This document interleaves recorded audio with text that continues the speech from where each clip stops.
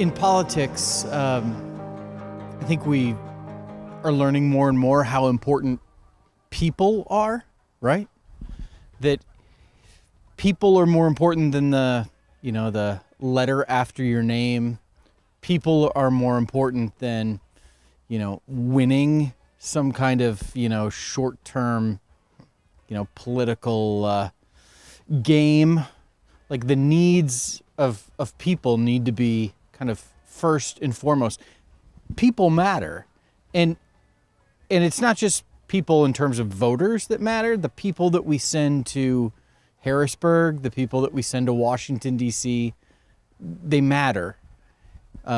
It's important for us to send people to be our leaders, to be our representatives who are going to represent us well. One of the things I'm really excited about this year is that we've got candidates all over the country that we're working with that are exactly the kind of people that are going to represent us well and lead us well. And today we've got a couple of them that are with us, and I'm really excited that they're going to have a chance to say a couple of words. First is Arvind Venkat, who's running for to be a state legislator here in Pennsylvania, to represent the people of this area in Harrisburg. And then following him is Chris DeLuzio, who is running for United States House of Representatives. So Arvind, come on up and say hello and tell us about yourself and your campaign. Thanks. Thanks, Rob, and thanks to Vote Common Good. My name is Arvind Venkat, and I'm an emergency physician here in McCandless, a suburb of Pittsburgh. And I became an emergency physician because I knew that I was going to be able to care for everyone, no questions asked, and be a voice in our community for those who don't have a voice, who only can seek health care from me. And I have taken care of the patients who need that voice in the state legislature, need that voice in Washington, D.C., to make sure that we are trying to lift up the least among us. My faith tradition is not Christianity, but I've always admired about Christianity the idea that when we help our neighbor, we're helping our entire community. And when we love thy neighbor, we're loving, something much larger than ourselves. And so my goal as an emergency physician has always been to be of service to my community. And my goal as a state representative is to make sure that I am serving the entire community. I've said from the very beginning of this race that I've never seen a Democrat or Republican heart attack. And I'm talking to voters right, left, and center to really earn the support of the entire community. There are plenty of voters I've spoken with who are never going to vote for me. But I hope they know that by coming to their door, introducing myself and asking for their support and listening about what their concerns are, that if I'm fortunate enough to be their representative in Harrisburg, that they know that I'll be committed to being a representative for the entire community. And I think this organization, Vote Common Good, really has the same philosophy, the idea that we have far more in common than we have that divides us, and that too many times it's those voices that are seeking to divide us that somehow get all the attention, and that it's up to we the people to make sure that we are trying to bring the community together to understand that we can be a force of common good. And so thank you for the opportunity to be here today. I promise, that my goal is to be a representative for the entire 30th district, and, working hard to be elected on November 8th, and working hard that if I am elected to, uphold the common good for the 30th district and all the voters. So thank you so much, and greatly appreciate your support. I'm Chris DeLuzio, running for Congress here in the 17th district. In Pennsylvania, and I grew up around here in Western Pennsylvania, and I'm so proud to stand here to see this kind of support from Vote Common Good. And I will tell you, what I want to share is a little bit about my path to being a candidate, what I learned in my service. After 9/11, my senior year of high school, I went into the Naval Academy, became an officer at sea. And served on a ship, deployed several times, to Iraq with the Army.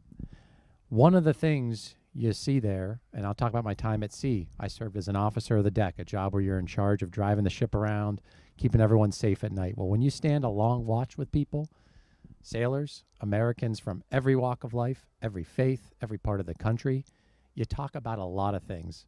When you have nothing around you but the ocean and the stars, you talk about a lot of stuff. You talk about everything happening in your life. Here's what we talked about. We talked about our families. We talked about kids, loved ones, a sick parent, a new birth, exciting news. We talked about food, the stuff you miss from home when you're all over the planet, a cheeseburger, right? You name the thing. For me, it was Permanis. We talked about sports, okay? We talked about who the Steelers were beating, who was beating the Pirates because we were terrible. You talk about the things that entertain you, that divide us as Americans. We talked about all this stuff. You know what we didn't talk about? Standing there on watch, working all hours of our lives to keep this country safe. We didn't talk about politics. We didn't talk about politics because it divides.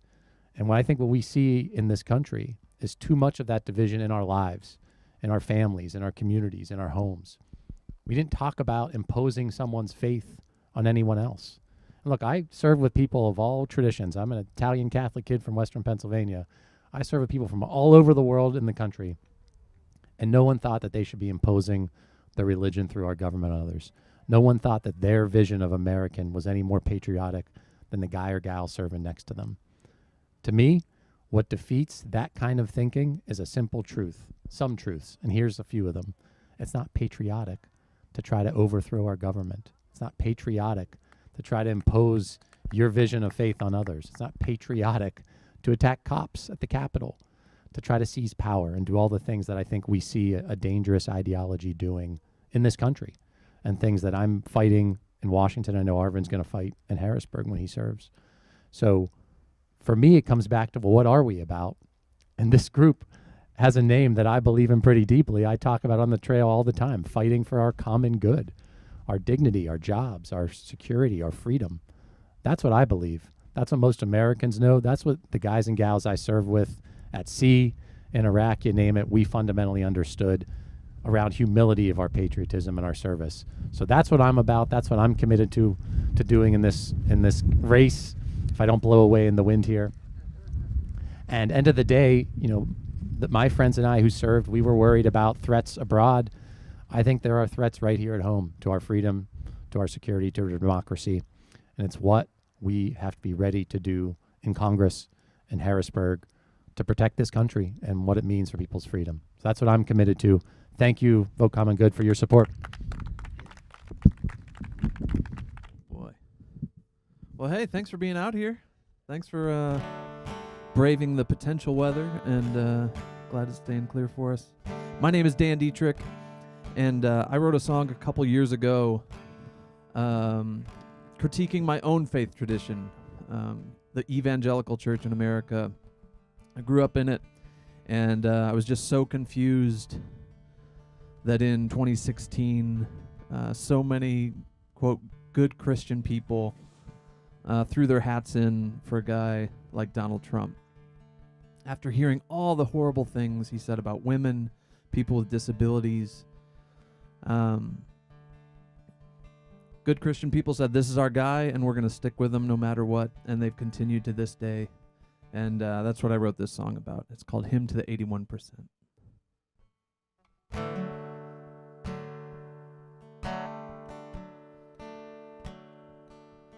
I grew up in your churches, Sunday morning and evening service, knelt in tears at the foot of the rugged cross. It taught me every life is sacred, feed the hungry and clothe the naked. I learned from you the highest law is love.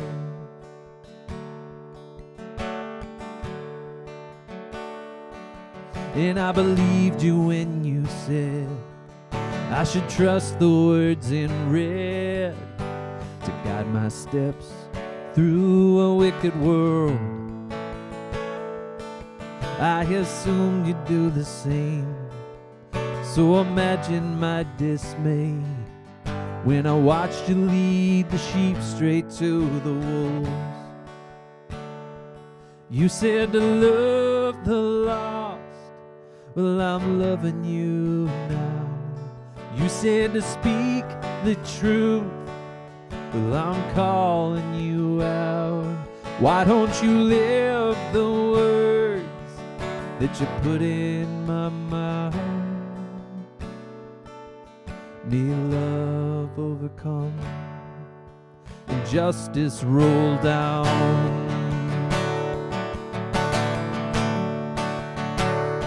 Oh, they started putting kids in cages, ripping mothers from their babies, and I look to you to speak on their behalf. Oh, but all I heard was silence, or worse, you justified it, singing glory, hallelujah, raise the flag. Your fear had turned to hatred, but you baptized it with language torn from the pages of the good book. And you weaponized religion, and you wonder why I'm leaving to find Jesus on the wrong side of your walls. And you said to love the lost, well, I'm loving you now. You said to speak the truth, well, I'm calling you out. Why don't you live the words that you put in my mouth? May love overcome and justice roll down.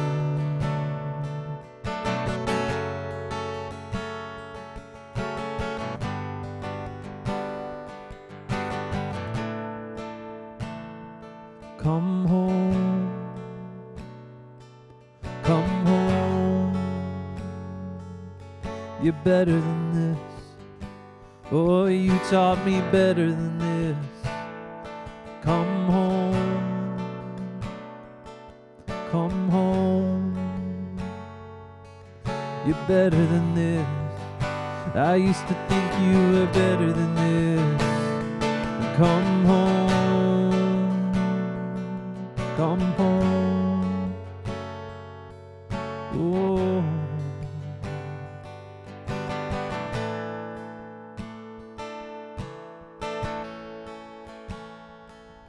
Maybe I was too naive, or I just didn't want to see that there's always been a little poison in the well.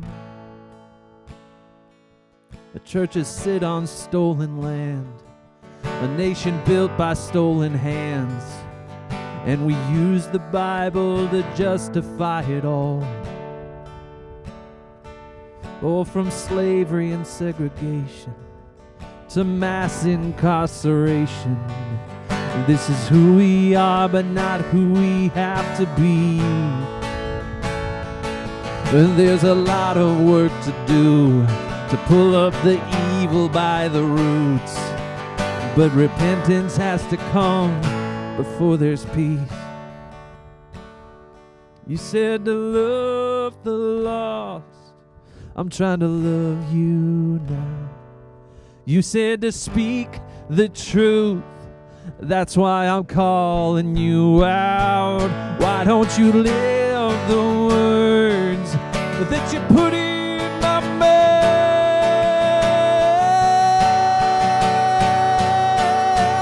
May love overcome and justice roll down. May love overcome and justice roll down. Justice roll down.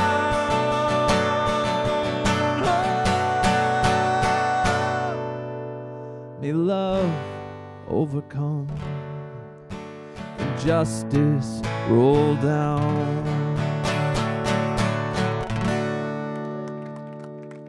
Thank you. Hey, that is Dan Dietrich. My name is Doug Padgett, and I'm a pastor from Minneapolis. We've done this a lot. We travel around the country and do events like this. I'm kind of proud of myself. It's the first time I'm not tearing up, toward the end of that song. It is a moving experience. Like I said, we travel around the country. We started this in 2018, moving around from parks to church parking lots to campaign offices all over, asking faith voters to make the common good their voting criteria.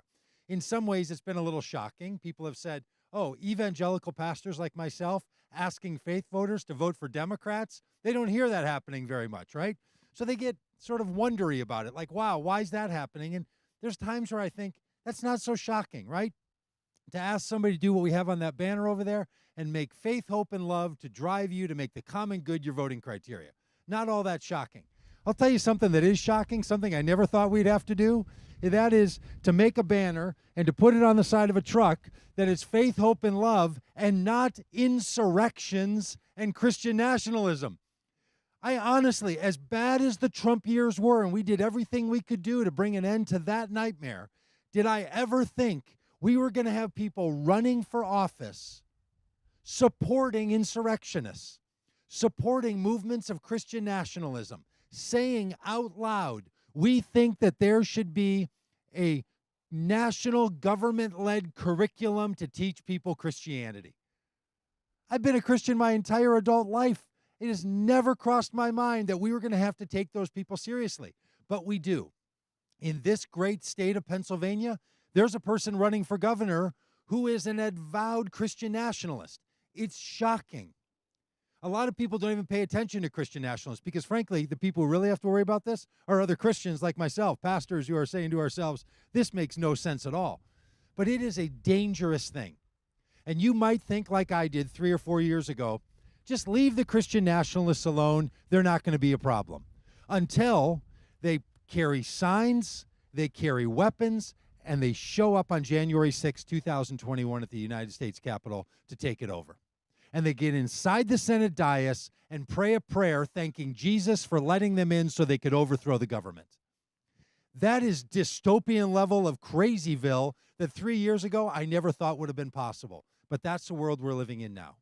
So on this tour, as we travel the country, we not only want great candidates like Chris DeLuzio to become the representatives from Pennsylvania. We want to make sure that Congress stays in the hands of a party that will not support insurrections. But we need to also make sure that people wake up, that they speak up, and that they stand up. So we're so glad you're here. We've brought stuff with us. We've brought yard signs. We've brought shirts. We've brought stickers. We want you to say whatever you need to say. And if you want to put a Chris DeLuzio sign in your yard, we'd love to have you do that. Put a Chris DeLuzio sign. And then if you want to put a I will vote faith, hope, and love sign right next to it, if you want to put one of the I will vote faith, not fear, hope, not hate, love, not lies sign in your yard, we'd love for you to do that. Maybe go home with a shirt. Say to someone, because the next 40 days in this country are really meaningful. I'll tell you, I'm not one of those people who buys this thing every time I hear it. This is the most important election of our lifetimes, right? I've been through a lot. You know, I'm 56 years old. I know I've done some elections. I voted for the first time back in 1984. For some people, it's always the most important election of their lifetime. I actually think this could be the most important election of my lifetime. I don't know how much longer I'm going to live, but this is a doozy because if we can't speak up as a nation and say that the people who are supportive of overthrowing our government by the command that they think they've gotten from a religious leader to do so, we are really in a problem. So we're really glad that you're here. We hope that you'll support Chris. We hope that you'll support others. People that are watching online, we hope that they'll find candidates in their places. And I've got to tell you, you guys are privileged people living here in Pennsylvania. I mean, yes, because of all this. Yes, because, you know, of the Pittsburgh Steelers or whichever sports team from Pennsylvania is doing great at any moment. But also because you find yourself right at the center of what the country is experiencing in little bits and pieces. Once again, the land that we call Pennsylvania is going to be a place that's going to lead this country. We have these flags. You know, we're from all over the place. I'm from Minneapolis. Rob's from Arkansas. Tim is from Washington State. Brandon's from Indiana, but then found his way over to Illinois. Dan is from Michigan. We have people that travel with us from all over the place, all over the country, and we always put up a flag. And the Pennsylvania flag, we are proud to fly today, because this is a place that not only was the country founded in this state, not only were its promises to its citizens of we the people written in this state, but in the year 2022, you're right back in that spot again, where you're being asked, will the people who live on these lands step up for this nation and speak on behalf of us all? Or will it be taken over by people who think that some of us deserve more privilege, some of us deserve more protection, some of us deserve the government to be on our side, and to everyone else, you're not our concern? We're not just partisan. We travel around this country, we ask Republicans, Democrats, Independents, Green Party people, Libertarians, all of them, would you make the common good your voting criteria? And every once in a while, Republicans get it right. Every once in a while. I don't know if you heard, but some Republican named Marco Rubio did a good thing once. Marco Rubio was the lead sponsor of the Protect the Sunshine Act. The Sunshine Protection Act, to make sure that we no longer move between daylight savings time and standard time. I'm all for that, so good for you, Marco Rubio. You want to protect sunshine. That's fantastic. See, Republicans can do the right thing sometime. But after you're done protecting the sunshine, maybe you could think about protecting democracy. Maybe you could think about protecting the planet. Maybe you could think about protecting women's rights to control their own bodies. Maybe you could protect the rights of all of us to live and move in freedom, and you could protect the rights of people to come to this country and be cared for. So we're not just trying to be partisan. But when one party says, I think we will support the insurrectionists, and the other side says, I think we need to do something to make sure that never happens again, it's a clear choice. So on this day, I'm proud to say, would you vote for a Democrat? And to all my Republican friends, you're still you if you vote blue. It's okay. If you're a Republican, you can vote for a Democrat. And if you've ever considered it before in your life, this is the time to do it. This is the time to dig down deep and say there's something more important than just your party allegiance. I mean, I will confess to you, I have voted for Republicans in my life. Yep, I've been a Republican voter. I've identified myself as a Republican before. People can change.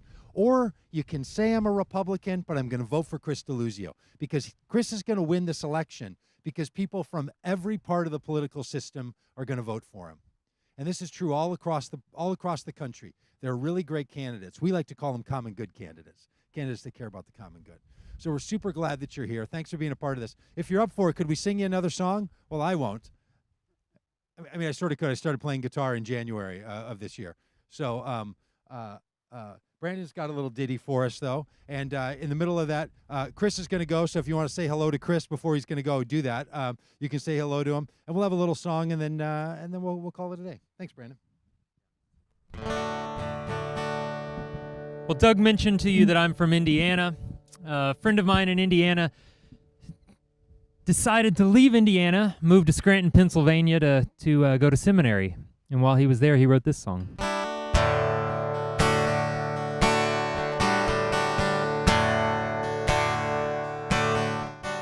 31 years, got a few friends I can trust. I've got a couple more, baby, but we don't talk that much. I've got a woman, thank God, she's the best I've ever seen. Well, she keeps me rolling like an 18-wheel machine.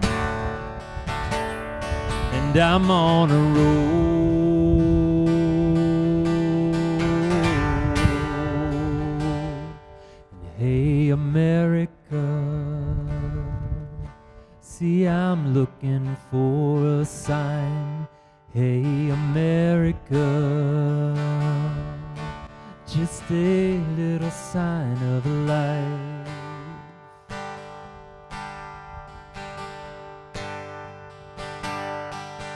See, I'm an Indiana boy with a heart that won't sit still.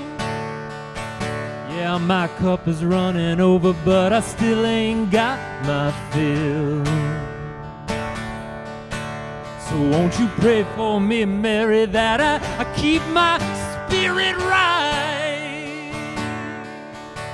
Can you help me, Jesus, when I want to give up this fight? 'Cause I'm on a roll. See, I've been rolling on, and I'm on a roll.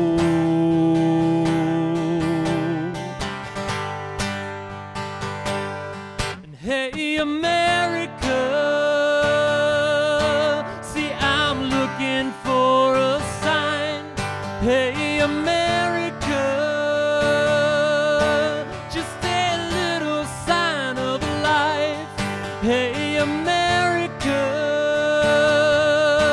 see, we've been living by faith, not by sight. We've been driving through these mountains in the middle of the night. There's this rain coming down, but I think I see our light. Hey, America, hey, America, hey,